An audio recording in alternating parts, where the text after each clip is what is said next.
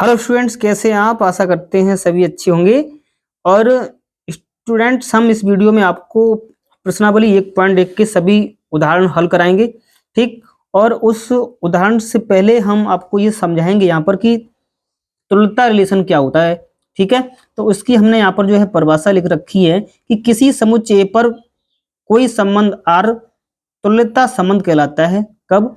यदि आर सुतुल्य है, मतलब सुतुल्य के लिए कंडीशन होती है कि ए का रिलेशन ए के साथ होना चाहिए, है ना। तो यहाँ पर ए कौन है? ये किसी समुच्चय का अवयव है, मतलब ए का रिलेशन ए के साथ ही होना चाहिए। दूसरी कंडीशन में हमें यहाँ लेना पड़ता है कि सममित होना चाहिए।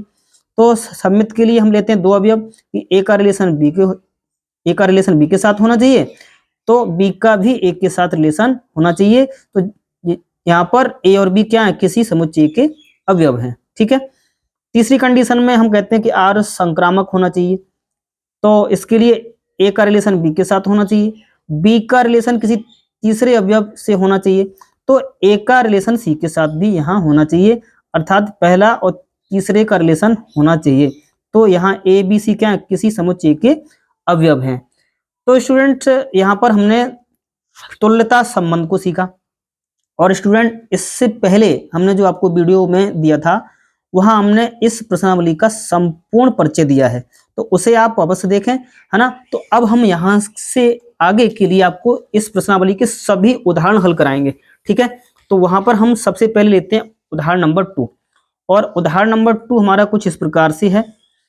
हमने यहाँ लिख रखा है कि मान लीजिए कि टी किसी समतल में स्थित समस्त त्रिभुजों का एक समुच्चय है। समुच्चय टी में आर बराबर इस प्रकार से एक रिलेशन दे रखा है कि T1 T2 सच दैट का मतलब इन इन बिंदुओं का मतलब होता है सच दैट, या हिंदी में बोलो तो इस प्रकार T1, T2 इस प्रकार से हैं कि T1 T2 के सर्वांग सम है।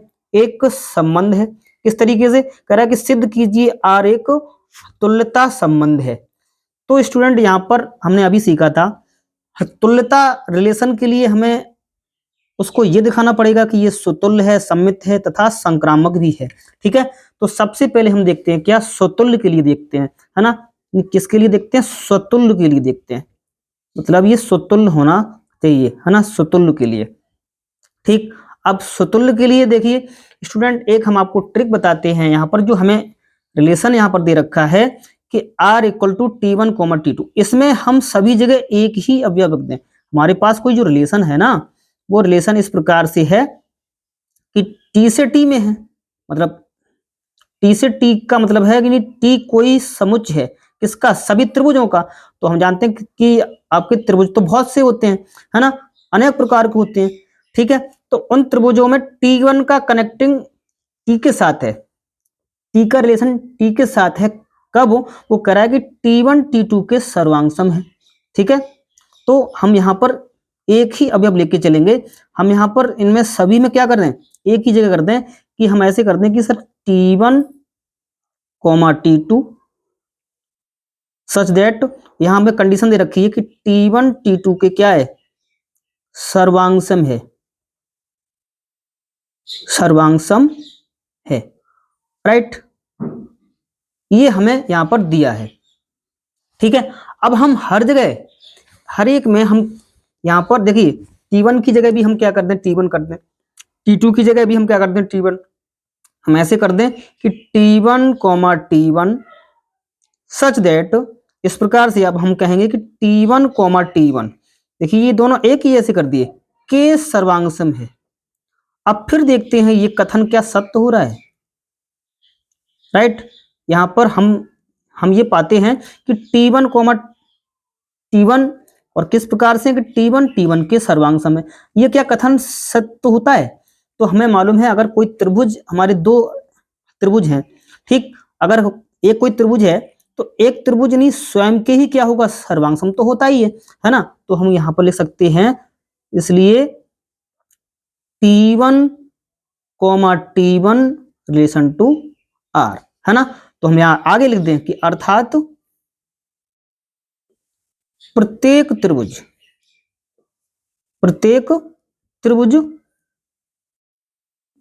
क्या स्वयं के सर्वांग सम होता है, सर्वांग होता है। ये तो बात सत्य है ना। ठीक, अगर ये स्वयं के सर्वांग होता है तो इस बात को हम कह सकते हैं कि अतः आर एक स्वतुल्य संबंध है। बात पकड़ में आई स्टूडेंट? हम कह सकते हैं कि आर एक स्वतुल्य संबंध है। राइट, अब हमने एक कंडीशन ले ली, अब लेते हैं हम दूसरी कंडीशन। दूसरी कंडीशन में हमारा होता है क्या? दूसरी के लिए देते हैं हम सम्मित। राइट, तो सम्मित के लिए हम क्या करते हैं? सम्मित में हम दो अवयव लेते हैं। कितने अवयव? दो अवयव। राइट, दो अवयव हमारे कुछ इस प्रकार से हो जाते हैं कि मान लिया हमने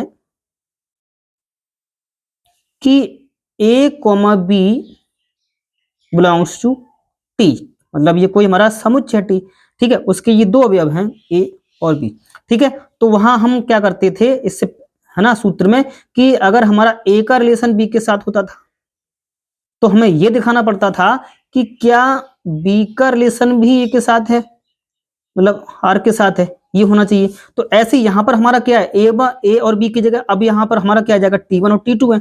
तो यहां हम कर देंगे कि T1 comma T2 belongs to T, मतलब टी कोई एक समुच्चय। और किस तरीके से? तो अब यहां पर हम देखते हैं इसका उल्टा। सबसे पहले हम सीधा लिखेंगे कि हम यहां लिखेंगे, हमें दिया है कि T1 comma T2 such that T1 T2 के सर्वांग सम है। ये तो बात बिल्कुल ठीक है, सर्वांग सम है, यहां तक कोई डाउट? अब इसका उल्टा करके देखते हैं, है ना। उल्टा करके देखो, उल्टा करके कैसे? कि हम कहेंगे T2 T1 के सर्वांग सम है, सर्वांग सम है। तो ये क्या देखिए सिद्ध होता है, देखिए T1 T2 के सर्वांग सम है, T2 T1 के सर्वांग सम है, तो ये तो होता है ना। तो हम जानते हैं, इसको हम ऐसे लिख सकेंगे कि sir T2 comma T1 relation to R, है ना। क्योंकि हमारे पास देखिए दो त्रिभुज हैं, यहां पर लेते हैं, जैसे एक त्रिभुज हमारा ये है, राइट, और दूसरा त्रिभुज हमारा जैसे कि ये है, राइट। दो त्रिभुज हैं, इसका हमने नाम ले लिया T1 और दूसरा ले लिया T2। अब देखिए ये दोनों सर्वांग सम है, सर्वांग सम का ये चिन्ह लगा, ये हमने यहाँ लगा लिया। ये हमने क्लास 9th में ये प्रॉपर्टी पढ़ी होगी, है ना। तो कि T1 T2 के क्या है? सर्वांग सम है। और ये इसके T2 उल्टा कर दो यहाँ से, तो भी क्या होगा? सर्वांग सम ही होगा, है ना। तो इस तरीके से हम इसको यहाँ पर ले सकते हैं, और हम यहाँ ये लिखेंगे आगे कि अतः R एक सम्मित संबंध है, सम्मित संबंध है। यहां तक कोई डाउट स्टूडेंट, है ना। अब हमने अगली कंडीशन हमें यहां पर देखनी है क्या? अगली हमें यहां देखनी तीसरी कंडीशन। तीसरी कंडीशन होती है हमारी क्या? संक्रामक। ठीक है, संक्रामक। अब संक्रामक के लिए कितने अवयव लेते हैं हम? यहां पर लेते हैं 3 अवयव। मान लिया हमने T1 T2 T3 और बिलोंग्स टू T, मतलब किसी समुच्चय T के ये क्या है? ये 3 अवयव इस प्रकार से हैं। देखिए स्टूडेंट यहां पर किस तरीके से लिखेंगे, देखिए यहां हमें सबसे पहले क्या है कि T1 T2, राइट, और ये बिलोंग्स टू R। इसका मतलब क्या है? T1 T2 का रिलेशन है, तथा फिर T2 T3, ठीक है, रिलेशन टू R। ठीक, तो इसके लिए अगर हम ऐसे लिखें कि देखिए यहां T1 T2 के सर्वांग सम है, सर्वांग सम है, तथा T2 T3 के क्या है? सर्वांग, यहां लिख देंगे T2 T3 के सर्वांग सम है स्टूडेंट। ठीक, तो देखिए इनमें आपस में रिलेशन तो है। तो अब हम देखते हैं कि T1 T3 के सर्वांग सम होगा क्या? तो इसका मतलब है, यहां हम कह सकते हैं कि अतः भाई होता है T1 T3 के सर्वांग सम है, सर्वांग है। तो इसका मतलब जब T1 T3 के सर्वांग सम है तो हम यहां पर ऐसे कह सकते हैं कि sir T1 T3 relation to R, right, है ना। क्यों? क्योंकि यहां पर अगर हम ऐसे देख लें कि जैसे हमारे पास तीन अवयव, तीन त्रिभुज है, एक ये ले लिया, ये दूसरा हमने एक ये ले लिया और तीसरा हमने ये ले लिया, ठीक है। तो स्टूडेंट यहां देखना, इसका नाम अगर हम T1 रख दें, इसका T2 रख दें और इसका हम T3 रख दें। देखिए T1 T2 का क्या है सर्वांग सम है, ये हमने ऐसे लगा दिया। T2 T3 के क्या है सर्वांग सम है, ये ऐसे लगा दिया। तो देखिए क्या T1 T3 के सर्वांग सम नहीं होगा? अरे होगा, नहीं होगा। तो यहां पर हम कह सकते हैं कि T1 T3 के सर्वांग सम है, तो हम कह सकते हैं कि T1 T3 रिलेशन है ना। तो हम कह सकते हैं कि अतः R एक संक्रामक संबंध है, R एक संक्रामक संबंध है। अब यहां पर स्टूडेंट देखिए तीनों बातें निकल के आ गई हमारी कि R संक्रामक भी है ना, स्वतुल्य भी है, इससे पहले सम्मित भी है। तो हम लिखेंगे कि चूंकि R स्वतुल्य है, सम्मित है, स्वतुल्य सम्मित तथा संक्रामक है, संक्रामक है। तो हम कहेंगे अतः R एक तुल्यता संबंध है, तुल्यता संबंध है। तो स्टूडेंट ये प्रश्न, एक उदाहरण जो था वो हमने बड़े आसानी से यहाँ पर हल कर लिया, ठीक है। अब हम आपको इसके बाद आपका जो उदाहरण नंबर 3 है उसे हल कराएंगे स्टूडेंट, है ना। अब स्टूडेंट उदाहरण नंबर 3 कुछ इस प्रकार से है कि मान लीजिए कि L किसी समतल में स्थित समस्त रेखाओं का एक समुच्चय है तथा R बराबर L1, L2 इस प्रकार से है कि L1 L2 पर लंब है ना। तो और आगे कह रहा है कि समुच्चय L में एक परिभाषित संबंध है, कह रहा है कि सिद्ध कीजिए कि R सममित है किंतु यह ना तो स्वतुल्य है और ना ही संक्रामक है, ठीक है। तो इस बात को हमें सिद्ध करना है स्टूडेंट, है ना। तो सबसे पहले हम देखते हैं कि ये स्वतुल्य है या नहीं है, ठीक है। तो सबसे पहली कंडीशन में, है ना। तो लेकिन यहाँ पर हमें जो दिया क्या है, जो हल हमें करने के लिए यहाँ दिया है कि एक रिलेशन दे रखा है R और कुछ इस प्रकार से है कि L1, L2 such that, condition दे रखी है कि L1 L2 पर लंब है, राइट स्टूडेंट। यहां तक कोई दिक्कत? मतलब ये चीज हमें यहां पर दी है कि L1 जो है वो L2 पर क्या है, कि लंब है। अब हमें सबसे पहली कंडीशन देखना है इसमें, क्या स्वतुल्य के लिए, ठीक। तो हमने देखा अभी इससे पहले जो हमने एग्जाम्पल कराया था कि यहां पर हम एक जैसे अवयव रख देते हैं, तो फिर देखते हैं कि वो स्टेटमेंट हमसे, वो जो वहां पर हमने दिया है प्रश्न में, वो क्या सिद्ध हो रहा है, बिल्कुल ट्रू है, ठीक है। तो सबसे पहले देखते हैं कि हमें यहां दे रखा है कि L1, L1, ठीक। देखिए L1, L1 सच दैट, तो यहां भी L1 कर दो, L1, L1, ठीक। मतलब L1 L1 पर लंब है, ठीक है। अब क्या ये सत्य है भाई, L1 L1 पर लंब नहीं हो सकता? अगर हमारे पास कोई एक रेखा है, ठीक है, जैसे मान ली कि एक रेखा हमारी ये है, मतलब ये रेखा हमारी L1 है, इसी का नाम ले लिया हमने L1 है, ठीक। अगर ये L1 है तो ये क्या रेखा L1 खुद पर ही ये लंब हो जाएगी? भाई नहीं हो सकती, खुद के पैरेलल तो हो सकती है ना, लेकिन ये खुद पर ये क्या, ये लंब नहीं हो सकती। तो हम क्या कहेंगे यहां पर, है ना, चूंकि कोई रेखा L1 स्वयं के लंबवत लंबवत नहीं हो सकती, नहीं हो सकती। राइट स्टूडेंट, यहां तक कोई दिक्कत?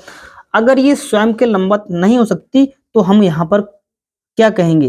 तो कहेंगे कि इसलिए L1 comma L1 does not belongs to R, मतलब ये रिलेशन इसका नहीं है। अगर नहीं है तो हम कहेंगे कि अतः R स्वतुल्य नहीं है, स्वतुल्य नहीं है। स्टूडेंट यहां तक कोई दिक्कत है ना? क्योंकि यहां पर हम जानते हैं कि यदि कोई रेखा L है तो वो L रेखा जो है स्वयं के ये लंबवत नहीं हो सकती, ठीक, पैरेलल तो हो सकती है, ठीक है। अब हम देखते हैं दूसरी कंडीशन। दूसरी कंडीशन क्या है हमारी? दूसरी होती है सममित, ठीक। अब सममित के लिए हम कितने अवयव मानते हैं? 2 अवयव मानते हैं। मान लिया हमने 2 अवयव हैं हमारे, एक है L1 coma L2 belongs to L, मतलब ये L समुच्चय के ये 2 अवयव हैं L1 और L2, ठीक है। तो पहली कंडीशन हमारी क्या है? देखिए पहली तो कंडीशन हमारी ये है कि L1 कोमा L2, ठीक, L1 कोमा L2, इसका मतलब है कि L1 L2 पर लंब है, ये तो ठीक है। L1 L2 पर क्या है? लंब है, यहां तक कोई डाउट? ठीक है, ये तो ठीक है। अब इसका उल्टा करके देखते हैं, है ना। उल्टा करके देखिए स्टूडेंट, देखिए L1 L2 पर लंब है तो इसको हम ले सकते हैं कि L1 कोमा L2, इसका मतलब है L1 L2 पर लंब है। अगर इसको देखिए उल्टा करके लिखें तो भी ये आना चाहिए, है ना। तो हम यहां लिखेंगे कि L2 L1 पर लंब है, L2 L1 पर लंब है। तो क्या ये स्टेटमेंट जो हमें दिया है बिल्कुल ट्रू है ना। देखिए L2 L1 पर लंब। अब यहां देखते हैं हम 2 रेखाएं लेके। देखिए स्टूडेंट, पहली हमने रेखा ले ली, वो कह रहा है कि ये रेखा हमने ले ली, एक रेखा ये है और दूसरी रेखा हमने ये ले ली, राइट।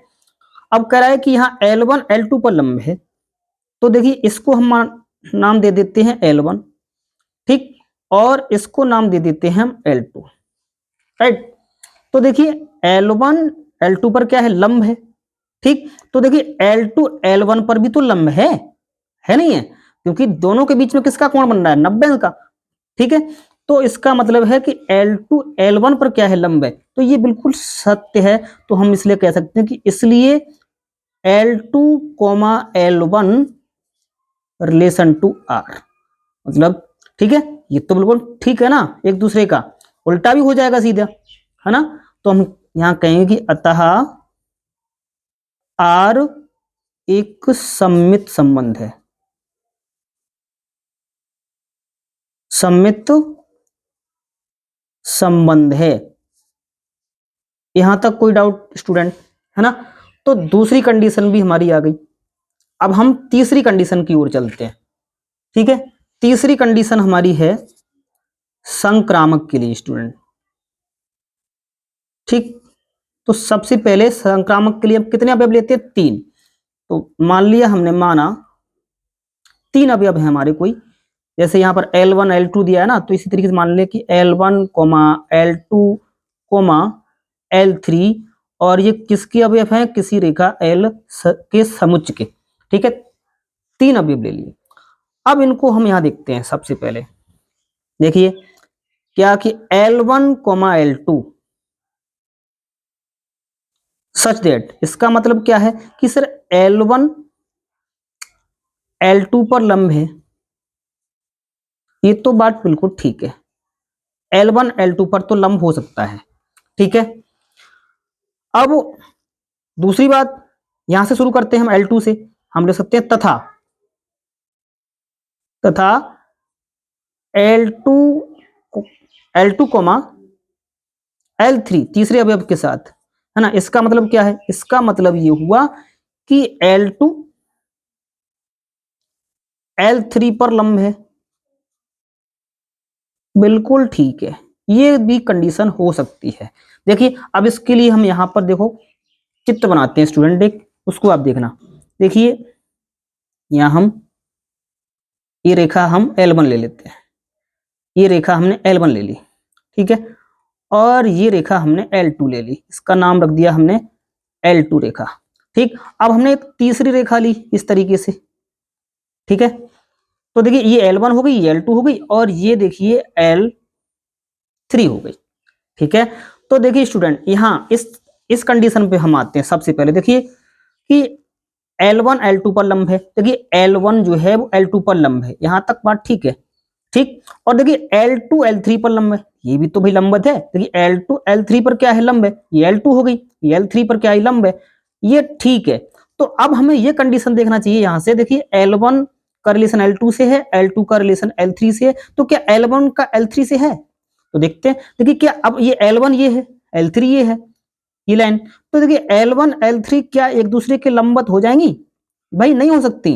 देखिए L1 ये है, L3 ये, एक दूसरे के ये पैरेलल हो सकती है वास्तव में, ठीक है, ये वास्तव के रूप में, लेकिन ये L2 L1 और L3 एक दूसरे के ये लंबवत नहीं हो सकती।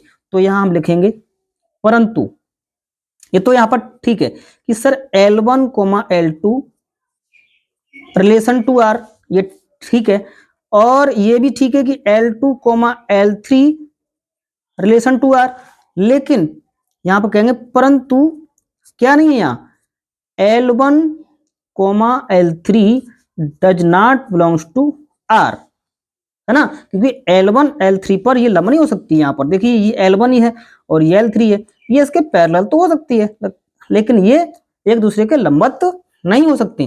ठीक है, तो यहां पर हम कैसे लिखेंगे, क्योंकि L1 व L3 लंबवत नहीं है,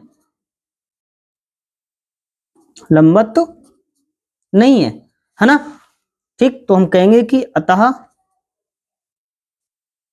आर एक संक्रामक संबंध नहीं है, संक्रामक संबंध नहीं है। यहां तक कोई डाउट स्टूडेंट? तो इस तरीके से आपका ये उदाहरण नंबर 3 भी हमने बड़ी आसान विधि से आपको हल करा दिया। तो उम्मीद करते हैं कि आपको ये पसंद आया होगा, है ना। नेक्स्ट हम उदाहरण नंबर आपका 4 कराएंगे। ठीक है,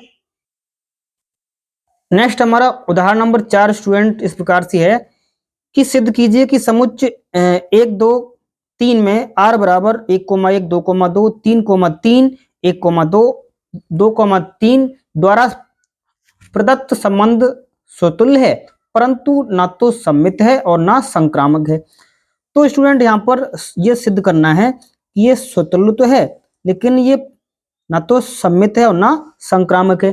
तो इसके लिए कंडीशन हम करते हैं। देखिए उदाहरण हम 2 और 3 अभी जो है करते हैं, बिल्कुल वैसे ही करेंगे यहाँ पर, लेकिन हमें यहाँ समुच्चय दे रखा है कुछ इस तरीके से।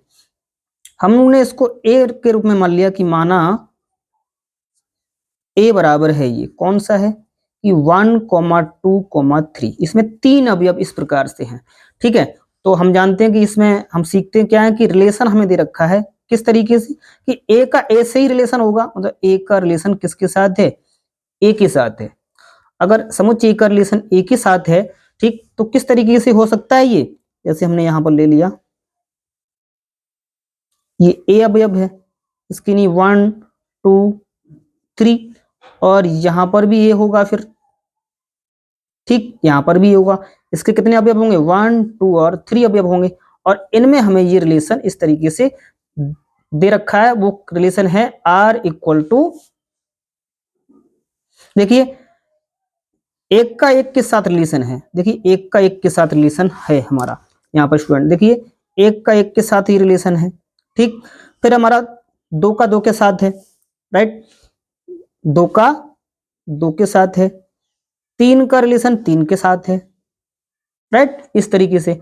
और साथ ही दे रखा है कि 1,2, मतलब 1 का 2 से भी है, 1 का 2 से भी रिलेशन है, फिर 2 का 3 से रिलेशन है, इस तरीके से हमें ये रिलेशन दे रखा है।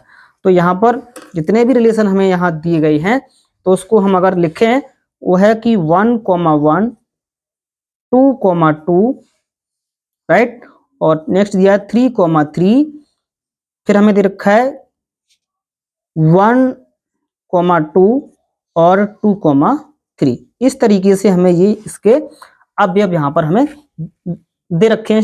तो सबसे पहले हम देखते हैं क्या, स्वतुल्य देखते हैं। स्वतुल्य स्टूडेंट यहाँ आपको दिख ही रहा होगा कि ये स्वतुल्य तो है ही, क्योंकि इसमें कितने अवयव हैं, 1 2 3। तो देखिए प्रत्येक का प्रत्येक के साथ रिलेशन होना चाहिए, है ना। तो क्या ऐसा है, देखिए इसमें एक अवयव है, तो एक का एक के साथ आपको दिख रहा है, दिख रहा है सर, 1,1 है। फिर है हमारा दूसरा 2,2 है सर, 3,3 ये भी है। तो हम यहाँ कह सकते हैं कि 1,1 2,2 और 3,3 बिलोंग्स टू आर, है ना। जहां 1,2,3 बिलोंग्स टू ए, है ना। तो ये क्या है, इस तरीके के, अब ये एक तरीके से रिलेशन है। तुम कहेंगे कि अतः आर एक स्वतुल्य संबंध है, स्वतुल्य संबंध है। यहां तक कोई डाउट स्टूडेंट, ये स्वतुल्य तो है। अब हमारा दूसरा कंडीशन क्या आता है, दूसरा हम ले लेते हैं सम्मित। तो सम्मित के लिए स्टूडेंट जो हमें रिलेशन दे रखा है, इनमें से हम जानते हैं कि वैसे तो कि देखिए यहाँ एक कोई अवयव हम उठा लेते हैं, जैसे 1,2 हमने उठा लिया, 1,2 बिलोंग्स टू आर। इसका मतलब क्या है कि एक का रिलेशन 2 के साथ है। तो क्या इसका उल्टा भी इसमें रिलेशन है, 2,1 है, लेकिन नहीं है ये स्टूडेंट। तो हमें कहेंगे 1,2 रिलेशन टू आर, परंतु यहां नहीं है क्या, 2,1 does not belongs to R, मतलब इसमें ये रिलेशन है ही नहीं। जब ये है नहीं तो हम यहां पर लिख सकते हैं कि अर्थात आर एक सम्मित संबंध नहीं है, सम्मित संबंध नहीं है, राइट। कोई दिक्कत यहां तक। अब हम देखते हैं तीसरे कंडीशन। तीसरी कंडीशन हमारी क्या होना चाहिए, संक्रामक। संक्रामक के लिए देखते हैं, ठीक है। तो संक्रामक के लिए स्टूडेंट कोई सा एक अवयव हम यहां से उठाते हैं। जैसे हमने उठा लिया यहां पर 1,2, ठीक है। जैसे 1,2 बिलोंग्स टू आर, ये तो ठीक है। अब यहां 2 से कोई अन्य अवयव जो शुरू होता है उसे हम उठाते हैं, ठीक है। कि तथा देखिए 1,2 और 2,3, मतलब इन दोनों को ले लेते हैं, ठीक है। यहाँ पर जैसे 1,2 2,3 ये कंटिन्यू ले लेते हैं, यानी 2,3। अब स्टूडेंट देखिए यहाँ हम इनको काटते हैं, जैसे देखिए 1,2 रिलेशन आर, ठीक है, 2,3 बिलोंग्स टू आर, मतलब ये दोनों रिलेशन इसमें हैं। लेकिन क्या इन दोनों को हटा के, मतलब 2 को और ये 2 को हटा के 1,3 रिलेशन आ रहा है, नहीं आ रहा है ना। तो हम कहेंगे कि परंतु 1,3 does not belongs to R, ये है ही नहीं इसमें, देखिए है ना। यहाँ देखिए 1,2 हो गया, 2 को 2 से हमने हटाया तो 1 और 3 रिलेशन आ रहा है, 1,3 नहीं आ रहा है। तो इसीलिए यहाँ पर क्या नहीं है, हम कहेंगे कि अतः आर संक्रामक संबंध नहीं है, संबंध नहीं है। यहां तक कोई डाउट स्टूडेंट? तो इस तरीके से हमने ये प्रश्न आपका हल करा दिया। तो यहाँ पर ना तो ये सम्मित है और ना ये संक्रामक है, लेकिन ये स्वतुल्य तो है ना। तो इसे आप बहुत ही अच्छे तरीके से नोट करें स्टूडेंट, और आप इनको अच्छे तरीके से नोट्स बनाते जाएं। और स्टूडेंट हम वादा करते हैं आपको 100 में 100 नंबर हम ला के दिखाएंगे। और हमारे वीडियो से आप जो है बिल्कुल एक एक करके आप जो है जुड़े रहिए, आपको बड़ा आनंद आएगा और हम आसान तरीके से आपको ये प्रश्न हल कराते रहेंगे। हम देखते हैं अब नेक्स्ट एग्जाम्पल। अब स्टूडेंट हमारा नेक्स्ट उदाहरण नंबर 5 इस प्रकार से कि सिद्ध कीजिए कि पूर्णांकों के समुच्चय z में r बराबर a, b इस प्रकार से है कि संख्या 2 a माइनस b को विभाजित करती है, द्वारा प्रदत्त संबंध एक तुल्यता संबंध है। यहां पर हमें ये इक्विवेलेंस रिलेशन को सिद्ध करना है, और हम जानते हैं कि इक्विवेलेंस रिलेशन को सिद्ध करने के लिए उस रिलेशन को हमें ये दिखाना पड़ेगा कि ये सुतुल्य है, सममित है तथा समक्रामक भी है। तीनों कंडीशन अगर हमारी सिद्ध हो रही हैं तो हम उसको इक्विवेलेंस रिलेशन कह सकते हैं। ठीक है, तो आइए हम देखते हैं कि या ये इक्विवेलेंस रिलेशन है। ठीक है, तो सबसे पहले ये रिलेशन हमें दिया है वो क्या कह रहा है, इसकी बात पहले हम मानते हैं स्टूडेंट। सबसे पहले हमें दे रखा है R equal to A comma B such that, इस प्रकार से है कि संख्या दो ए माइनस बी को क्या करती है, विभाजित करती है, राइट, विभाजित करती है। ये बात हमें स्टेटमेंट में यहां पर हमें दी गई है इस तरीके से, राइट। तो अब हमें सबसे पहले देखना है कि ये रिलेशन स्वतुल्य है या नहीं है। तो सबसे पहली कंडीशन लेके चलते हैं हम, क्या, स्वतुल्य। ठीक, अब स्टूडेंट स्वतुल्य के लिए हम जानते हैं कि जो यहाँ पर एक समुच्चय होगा हमारा, और वो किस तरीके का है समुच्चय, हमारा जेड का है, मतलब ये हमारा कोई इंटीजर है, ठीक है, ये पूर्णांक है ना। तो हम मान के चलते हैं कि माना हमारे पास एक कोई रिलेशन है, एक कोई अवयव है ए, और वो किसका है, ये हमारा जेड का एक कोई अवयव है। ठीक है, अब ये कुछ भी हो सकता है, ऋणात्मक भी हो सकता है, धनात्मक भी हो सकता है। ठीक है, तो हम इस स्टेटमेंट में रख के देखते हैं इसमें, है ना, और उसको हम देखते हैं कि क्या ये बात सिद्ध होगी। ठीक है, तो यहां हम कैसे लिखेंगे, यहां हमें दे रखा है कि a माइनस ए, मतलब यहां रखेंगे a की जगह भी a, b की जगह भी a, तो a माइनस ए बराबर क्या मिलेगा हमें, 0, है ना। अब a माइनस ए बराबर 0 है, और 0 की गुणा में अगर हम ले लें 2 तो भी 0 ही रहता है ना। तो इसका मतलब क्या हुआ, इसका मतलब हुआ, देखिए a माइनस ए अपॉन में कौन आ जाएगा, 2, और इक्वल में क्या आ जाएगा, 0। अरे आ जाएगा, नहीं आ जाएगा। इसका मतलब है हम कह सकते हैं कि संख्या 2 ए माइनस ए है यहां, ए माइनस ए को क्या करती है, विभाजित करती है, विभाजित करती है, राइट। क्योंकि यहां पर हमारा जो 0 आ रहा है ये भी क्या एक तरीके से आपका पूर्णांक है ना। तो यहां पर हम इसको a माइनस ए लिखा हुआ है स्टूडेंट, ये है ना। तो हम कहेंगे कि अतः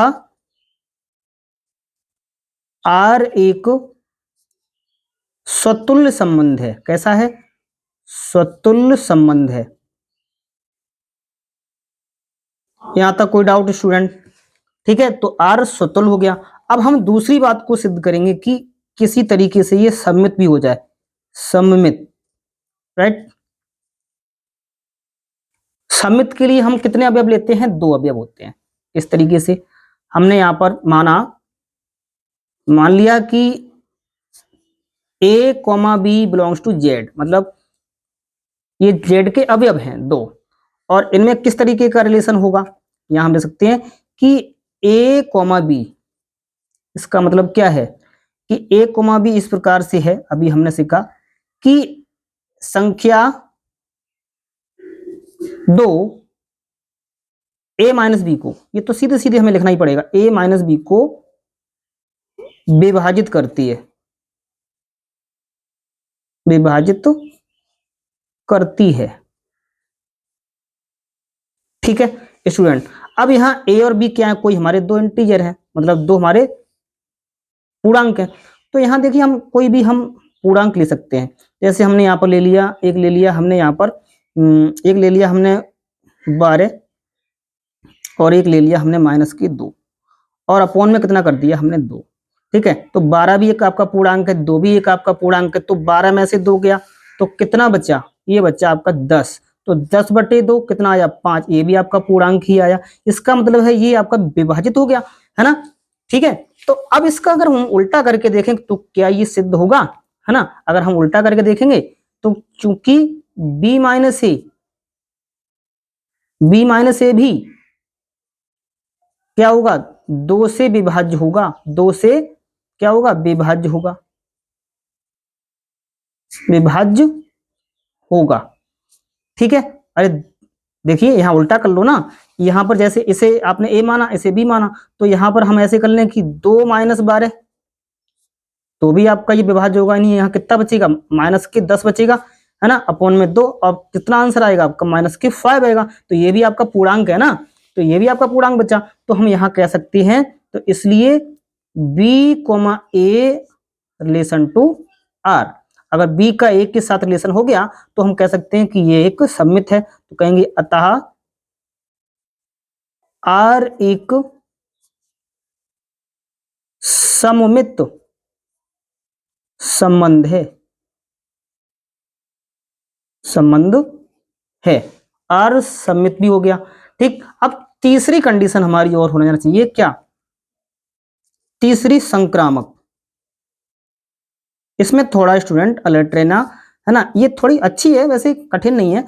हमने यहाँ पर मान लिया 3 अवयव ले लिए हमने यहाँ पर, किस तरीके से मान ले लिए, a, b, c belongs to z, मतलब ये हमारे z के 3 अवयव हैं।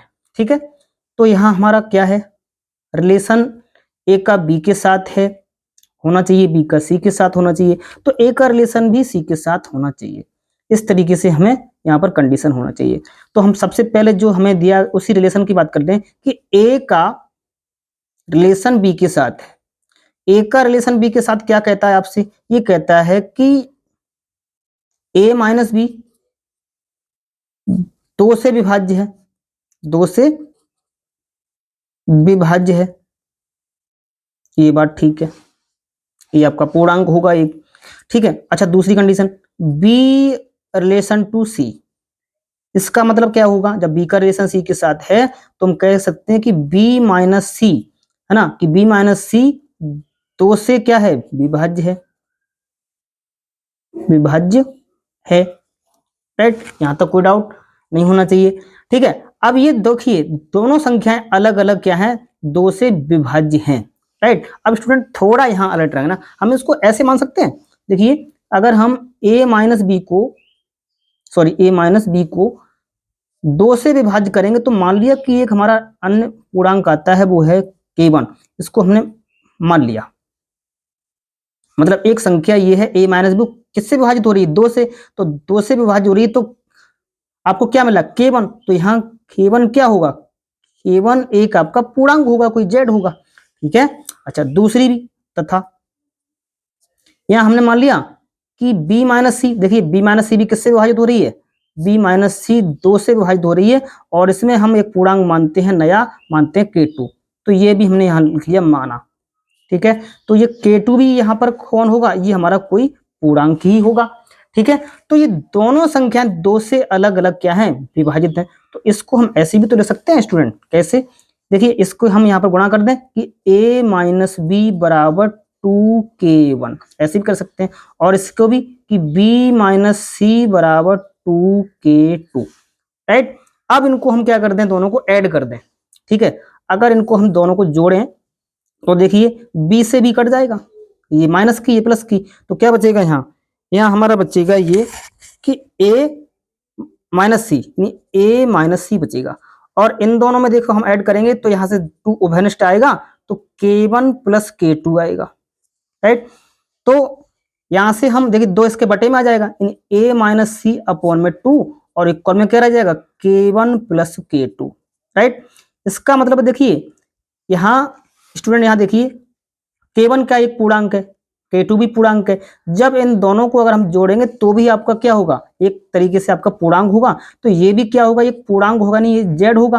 राइट, तो यहाँ पर आप देख पा रहे हैं कि a माइनस सी भी किससे विभाज्य है, 2 से विभाज्य है ना, तो हम यहाँ लिख सकते हैं चूंकि a माइनस सी किससे विभाज्य है, 2 से विभाज्य है, विभाज्य है। जब a माइनस सी 2 से विभाज्य है तो हम ये भी तो कह सकते हैं, इसलिए कि a का जो रिलेशन है वो किसके साथ है, c के साथ है ना, जब a का रिलेशन c के साथ है तो हम कहेंगे कि अतः r संक्रामक है, संक्रामक है। ठीक है स्टूडेंट, तो ये अब देखिए r स्वतुल्य भी हो गया, संक्रामक भी हो गया, तो हम कहेंगे कि अतः r स्वतुल्य, फिर दूसरा सममित, और तथा संक्रामक है, संक्रामक है। तो इसलिए कहेंगे कि R एक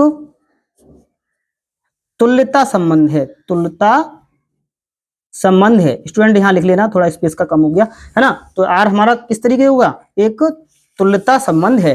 तो इस तरीके से ये उदाहरण भी हमारा बहुत ही आसान तरीके से हमने करा दिया और उम्मीद करते हैं कि आपको ये बिल्कुल पसंद आएगा, है ना। अब हमारा एक उदाहरण और बचा है इस प्रश्नावली का, वो है उदाहरण नंबर 6। तो उसे भी हम हल कराते हैं, तब तक इसे आप नोट करें अच्छी तरीके से। नेक्स्ट हमारा उदाहरण नंबर 6 स्टूडेंट इस प्रकार से है, ठीक है। ये हमने यहाँ पर लिखा नहीं है, इसको मैंने ये किताब से ही हम आपको बता रहे हैं। यहाँ लिखा है कि मान लीजिए कि समुच्चय ए बराबर 1 2 3 4 5 6 7 में R बराबर a, b सच दैट ए तथा बी दोनों ही या तो विषम है या सम है द्वारा परिभाषित एक संबंध है। सिद्ध कीजिए कि R एक तुल्यता संबंध है। तो सबसे पहले हम यहां तक इसको हल करते हैं, इसके बाद की जो कंडीशन है वो हम उसको जो है बाद में हल कराते हैं। सबसे पहले ये देखते हैं कि क्या ये इक्विवेलेंस रिलेशन है, अर्थात ये तुल्यता संबंध है, ठीक है। तो इसके लिए हम बहुत ही आसान विधि से हल कराएंगे स्टूडेंट। आपको ये पढ़ने में ये थोड़ा अजीब सा लगेगा, लेकिन जब आप इसका हल करोगे तो आपको बहुत ही आसान लगेगा। तो सबसे पहले इसका हम हल कराते हैं। अब स्टूडेंट यहाँ जो हमें दिया है इसमें रिलेशन, ठीक है, पहले उसको हम रिलेशन को ले सकते हैं। हमें उदाहरण नंबर ये 6 दिया है, उदाहरण नंबर ये 6 है हमारा, ठीक है। तो उदाहरण नंबर 6 में स्टूडेंट देखिए यहां पर जो हमें दिया है रिलेशन में, ये दिया है ये वाला कि R बराबर हमारे लिए यहां दिया कि R इक्वल टू रिलेशन है हमारा किस तरीके का कि a, b सच दैट, देखिए a तथा b दोनों ही या तो विषम है या सम है। A तथा B दोनों ही या तो सम है या विषम है। ऐसे हम इसको, ये हमें स्टेटमेंट यहां तक दिया है ना, या तो दोनों सम है या दोनों विषम है स्टूडेंट, ठीक है। तो सबसे पहले यहां तक, और हमें जो समझ दे रखा है ना वो क्या है, ये हमें दे रखा है 1, 2, 3, 4, 5, 6 और 7। तो स्टूडेंट देखिए यहाँ पर सम कितने हैं, 2, 4, 6, और विषम कितने, 1, 3, 4, 1, 3, 5, 7, ठीक है। तो यहाँ पर हमें इसे सिद्ध करना है कि ये स्वतुल्य है, मतलब ये इक्विवेलेंस रिलेशन है, ये हमें सिद्ध करना है।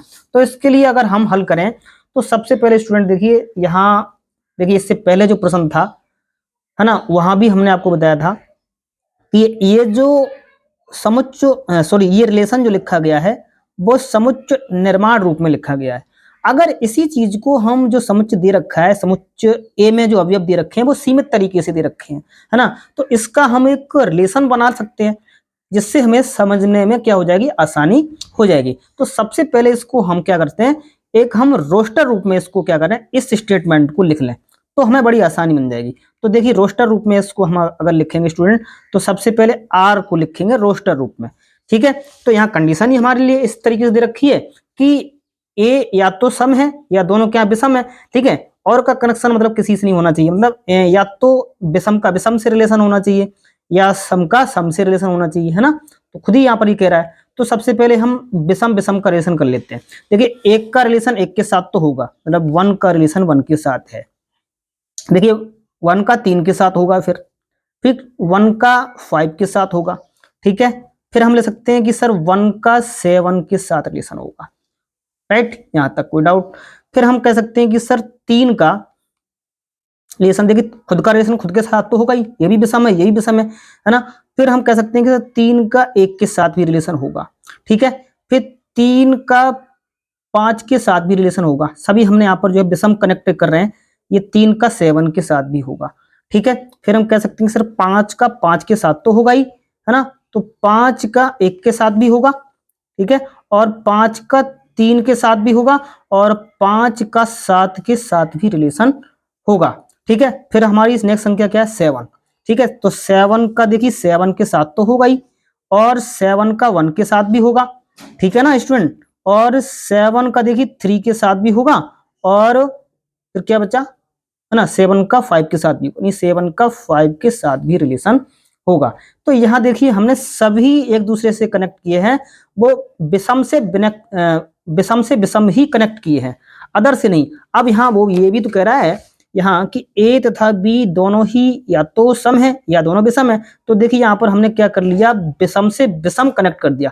अब हम देखते हैं कि सम का भी हम कनेक्ट करते हैं, ठीक है। तो सम का देखिए क्या होगा, सम हमारा कौन कौन है, 2 है, 4 है और 6 है, यानी 2 4 6। तो इनका रिलेशन अगर हम यहाँ पर बनाए इसी में एक समुच्च, देखिए 2 का रिलेशन 2 के साथ होगा, अरे होगा नहीं होगा, ठीक है, और 2 का 4 के साथ भी होगा, और 2 का 6 के साथ भी रिलेशन होगा, ठीक है। फिर हमारी नेक्स्ट कौन सी सम संख्या है, 4, यानी 4 का 4 के साथ भी होगा, ठीक है, और 4 का 2 के साथ भी होगा, और 4 का 6 के साथ भी रिलेशन होगा, ठीक है। फिर हमारी नेक्स्ट कौन सी है, 6। तो देखिए स्टूडेंट 6 का 6 के साथ तो होगा ही, ठीक है, और 6 का 2 के साथ होगा, ठीक है, और 6 का 4 के साथ भी रिलेशन होगा। तो इस तरीके से ये क्या बना, हमारा एक बहुत बड़ा ये समुच्च बन गया, ठीक है। तो ज्यादा कठिन नहीं है और आपको बड़ा आसान लगेगा यहाँ पर, ठीक है, उम्मीद करते हैं बहुत आसान लगेगा, है ना। तो इस तरीके से हमने जो आपकी समुच्च निर्माण विधि यहाँ पर लिखी थी, उस समुच्च को मतलब उस रिलेशन को हमने एक रोस्टर रूप में लिख लिया यहाँ, ठीक है। अब हम देखते हैं पहली कंडीशन हमारी क्या आती है। तो अब तो क्वेश्चन हमारा बहुत आसान लगेगा। सबसे पहले हम देखते पहली कंडीशन, देखिए यहां पर जो अवयव हमें दे रखी हैं 1 2 3 4 5 6 7, ठीक है, तो दोनों के लिए है ये, सम और विषम के लिए है। तो हर एक कंडीशन में ये सिद्ध होगा। पहले हम देखते हैं विषम के लिए, देखिए 1 का रिलेशन 1 के साथ है, फिर 3 का 3 के साथ है, 5 का 5 के साथ है, 7 का 7 के साथ है। मतलब विषम का जितने भी विषम नंबर हैं तो उनका खुद के साथ देखिए रिलेशन आ रहा नहीं आ रहा है ना। तो यहां हम कैसे ले सकते हैं उसको, क्योंकि कि a comma a belongs to R, है ना। इस क्यों, क्योंकि for every a belongs to a number, मतलब जो ए अवयव है वो समुच्चय का क्या है, एक अवयव है ना। देखिए खुद का कनेक्शन खुद के साथ है। ये विषम संख्याओं के लिए देखिए ये बात सिद्ध हो रही है नहीं हो रही है। अब देखते हैं हम सम के लिए, यहां भी देख सकते हो। देखिए सम संख्या कितनी है, 2 4 6 है। तो देखिए खुद का रिलेशन खुद के साथ क्या आ रहा है, देखिए 2 का 2 से, 4 का 4 से, 6 का 6 से ये रिलेशन आ रहा है। इसका मतलब है स्वयं का स्वयं के साथ हमारा ये रिलेशन आ रहा है, ठीक है। तो इसका मतलब ये दोनों के लिए हमने एक ही बात लिख दी कि a comma a belongs to R for every a belongs to a. तो अब हम आगे लिख दें कि अतः, यहां पर लिख सकते हैं कि अतः आर एक स्वतुल्य संबंध है। क्या है, स्वतुल्य संबंध है। यहां तक कोई दिक्कत नहीं होना चाहिए स्टूडेंट, बड़े आसानी से आप समझ गए होंगे कि ये स्वतुल्य किस लिए होगा, ठीक है। अच्छा अब दूसरी कंडीशन ले सकते हैं हम। दूसरी कंडीशन क्या है हमारी, दूसरी कंडीशन है सम्मित के लिए, ठीक है। तो स्टूडेंट सम्मित के लिए एक दूसरे का उल्टा होना चाहिए, सम संख्याओं के लिए भी विषम के लिए भी। तो क्या ऐसा उल्टा है, देख सकते हैं। पहले हम देखते हैं यहां से, देखिए 1 का 3 का लेते हैं हम। जैसे 1 का एक का रिलेशन 3 के साथ है तो क्या 3 का 1 से है, देखिए 1 का 3 के साथ है तो देखिए 3 का 1 से भी है, ये भी मिल गया, ठीक है। और बाकी ने सबके इसमें आपको देख सकते हो स्टूडेंट, सबका उल्टा मिल रहा है यहाँ, है ना। सभी संख्याओं का विषम के भी आप लिए यहाँ देख सकते हो। देखिए 2 का 4 से है तो देखिए 4 का 2 से है, देखिए यहाँ पर लिखा है 4 का 2 से है ना। मतलब एक दूसरे के उल्टे लिखे हुए हैं। जैसे यहाँ पर देखिए 2 का 6 से है तो 6 का भी 2 से है, 6 का 2 से है ना। 6 का 4 से है तो 4 का 6 से है। हर एक संख्या का आपको विपरीत दिख रहा है, मतलब उल्टा भी दिख रहा है यहाँ। तो हम कह सकते हैं कि ये यहाँ हम कह सकते हैं कि जैसे कि a comma b relation to R, ठीक है। तो हमें ये भी मिल रहा है, this implies that b comma a relation to R, ठीक है। तो हम कहेंगे कि a comma b belongs to a, मतलब ए और बी जो अवयव हैं वो किसके हैं, समुच्च ए के अवयव हैं, है ना। तो ये समुच्च ए के ही अवयव हैं ये सभी आपके यहाँ पर, है ना। तो हम कह सकते हैं कि अतः आर एक सम्मित संबंध है, सम्मित संबंध है। यहां तक कोई डाउट है क्या? कोई दिक्कत नहीं होना चाहिए, ठीक है। अब हम तीसरी कंडीशन लेंगे स्टूडेंट।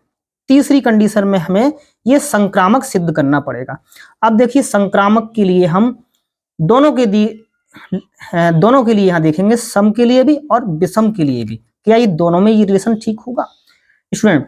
तो यहां देखिए स्टूडेंट, जैसे हम 1,3 ले लें, एक अवयव लिया हमने 1,3। देखिए अब 3 से स्टार्ट होने वाला कोई और देख लो, जैसे 1,3 लिया तो 3 से स्टार्ट होने वाला देखिए 3,3 है। तो देखिए 3 को 3 से काटो तो 1,3 मिल रहा है, देखिए 1,3 मिलेगा आपको, देखिए है ना। तो 1,3 देखो मिल रहा है ना। ऐसे 3,5, तो 5 से स्टार्ट होने वाला कोई और देखो, देखिए 3,5 है, तो देखिए 5,1, तो 5 से 5 काटेंगे तो 3,1 देखिए मिल गया। ऐसे ही हमें यहाँ पर तीनों अवयव के द्वारा कुछ ना कुछ यहाँ पर देखिए रिलेशन अवश्य मिलेगा, है ना। ऐसे यहाँ देख लिया आप, सम के लिए देखो, जैसे 2,4 ले लिया, जैसे एक अवयव हमने यहाँ पर स्टूडेंट, ठीक है। जैसे 2,4 लिया, ये वाला 2,4 लिया, अगर 2,4 लिया तो 4 से स्टार्ट होने वाला कोई और देख लो, जैसे 4 से स्टार्ट होने वाला ये देख लिया हमने, यही ले लो। तो 4,2 है, तो 4 से 4 काटो, 2,2 मिल रहा है क्या? देखिए 2,2 है तो ये मिल रहा है, ठीक है। ऐसे अदर भी मिलेंगे, जैसे आप ये ले लो, जैसे 4,6, तो 6 से स्टार्ट होने वाला यही ले लो, जैसे ये और ये ले लिया हमने, तो 4,6 तो हमें मिल रहा है। तो 6 से स्टार्ट होने वाला 6,4 है, 6 से 6 काटो तो 4,4 देखो मिल रहा है, 4,4 देखो ये है। ऐसे प्रत्येक अवयव के लिए यहाँ पर आपको रिलेशन मिलेगा, किसके लिए? संक्रामक के लिए, है ना। तो यहाँ पर हम बड़ी आसानी से ले सकते हैं, कैसे? यहाँ हमने लिख लिया कि A, B belongs to R तथा B, C belongs to R, ये सब रिलेशन मिल रहे हैं। तो इनसे हमें क्या मिल रहा है? This imply that A, C belongs to R, ये अभी हम मिल रहे हैं। लेकिन जहां A, B, C कौन है, कह सकते हैं कि जहां A, B, C belongs to A, मतलब किसी समुच्चय A के क्या है? ये तीनों अवयव हैं, ठीक है। तो हम यहां पर देखिए देख सकते हैं कि ये स्वतुल्य भी हो गया, है ना। यहां हम लिखेंगे कि अतः R एक संक्रामक संबंध है, संक्रामक संबंध है स्टूडेंट, ठीक है। अगर ये संक्रामक है तो यहां पर हमें तीनों चीजें मिलेंगी, यहाँ स्वतुल्य भी मिल गया, सम्मित मिल गया, संक्रामक भी मिल गया, है ना। तो अब ये इक्विवेलेंस रिलेशन हो गया, है ना। तो इसका फाइनली आंसर हम क्या ले सकते हैं? क्योंकि R स्वतुल्य है, स्वतुल्य, सममित तथा संक्रामक है, तथा संक्रामक है, ठीक है। ये तीनों बातें हैं, तो हम कह सकते हैं कि अतः R एक तुल्यता संबंध है, संबंध है स्टूडेंट। इस तरीके से हमने इसको इक्विवेलेंस रिलेशन के लिए सिद्ध कर लिया। अब स्टूडेंट एक बात यहां पर हमसे और कह रहा है वो, ठीक है। इसके लिए अब हम आते हैं प्रश्न पर आपके।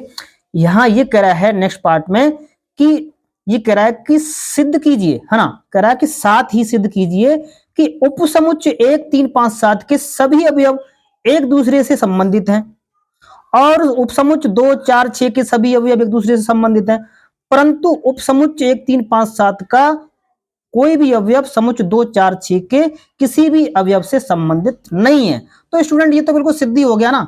देखिए यहां पर स्पष्ट रूप से आप देखें, देखिए केवल विषम संख्याओं का ही विषम से रिलेशन आ रहा है, बाकी सम संख्याओं का सम से भी रिलेशन आ रहा है, मतलब सम से रिलेशन है, विषम का विषम से रिलेशन है। लेकिन आपने देखा यहां पर कि किसी भी संख्या का यहां पर विषम और सम का रिलेशन नहीं है। तो यहां पर ये जो है कुछ आपको लिखने वाली बात है, तो मैं यहां पर जो है लिखने दे रहा हूं जिससे आपको और भी आसानी हो जाएगी। तो मैं यहां पर तो स्टूडेंट यहां पर हमने जो इसका दूसरा पार्ट था उसके लिए जो बात कुछ लिखनी थी वो हमने यहाँ पर जो लिख दी थी, ठीक है। इसमें इसके लिए आपको कुछ लिखना ही है और उसमें कुछ नहीं है, आपका सिद्ध तो ये हो ही गया। इसमें आपको मैं लिख दिया कि संबंध R में दो विषम संख्याएं या दो सम संख्याएं आपस में संबंधित हैं, ये आप जो है इसे सिद्ध कर चुके हो कि इसलिए समुच्च 1 3 5 7 के अवयव आपस में संबंधित हैं तथा समुच्च 2 4 6 के अवयव आपस में संबंधित हैं। देखिए परंतु यहां पर हमने नेक्स्ट लिखा है परंतु आर में कोई विषम संख्या किसी सम संख्या से संबंधित तो नहीं है ना। तो इसलिए समुच्च 1 3 5 7 समुच्च 2 4 6 से संबंधित नहीं है, मतलब ये समुच्च भी संबंधित नहीं है। आप लोग यहाँ देख पा रहे होंगे, देखिए सारा जो समुच्च आपका बना हुआ है वो विषम का विषम से, सम का सम से ही है ना। तो इसलिए एक दूसरे से ये कनेक्ट नहीं हो सकता। तो यहाँ पर हमने लिख दिया कि ये समुच्च मतलब विषम संख्याओं का समुच्च सम संख्याओं के समुच्च से संबंधित तो नहीं है ना। तो इस तरीके से स्टूडेंट हमने इस प्रश्नावली के सभी उदाहरण बहुत ही आसान विधि से हल करा दिए। नेक्स्ट वीडियो में हम आपको प्रश्नावली 1.1 के प्रश्न लेके आएंगे, ठीक है। इसलिए आपको इसे बहुत ही अच्छे तरीके से हल करना है। तो उदाहरण आपको 1 से लेके मैंने आपको उदाहरण नंबर 6 तक हल करा दिए। सभी प्रश्न ये बहुत अच्छे हैं, आपको प्रश्नावली बहुत अच्छी लगेगी, आसान लगेगी, है ना। तो इसके लिए आपको सभी उदाहरण अच्छे से कंठस्थ कर लेना है। अगर आपको कहीं भी डाउट हो तो आप हमारे लिए जो है कमेंट कर दें, तो आपको हम उसका डाउट भी बिल्कुल क्लियर करा देंगे, ठीक है। कोई भी आपको दिक्कत नहीं होगी। तो मिलते हैं आपके लिए नेक्स्ट वीडियो में। तब तक के लिए आप अपना स्वास्थ्य का ख्याल रखें, अच्छी रहें, खुश रहें। नमस्कार दोस्तों।